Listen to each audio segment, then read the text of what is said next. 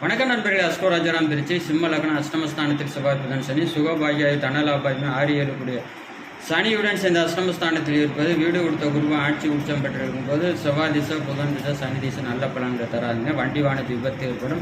தகப்பனார் தாயையும் தாரத்தையும் வண்டி வாகனத்து விபத்து ஏற்படக்கூடிய சூழ்நிலை.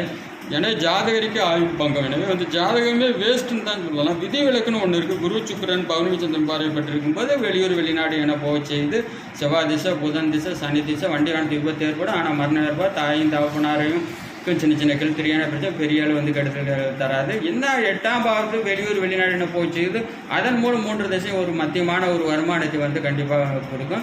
இன்னும் குரு சுக்கிரன் பௌர்ணமி சந்திரன் இருக்கும்போது இந்த அளவு கடந்த செல்வத்தையும் புகழையும் மறைமுக தானாலாவும் எதிர்பாராத தானாலாபத்தை கண்டிப்பாக கொடுக்கும். 2024 வருமா 2026 சட்டசபை தேர்தல் முதல்வர் யூடியூப் போய் தமிழ்நாட்டு பென்ஷன் அஸ்ட்ரோ 2027 கணித்து விட்டேன். விதிமதிகதி சாதமாக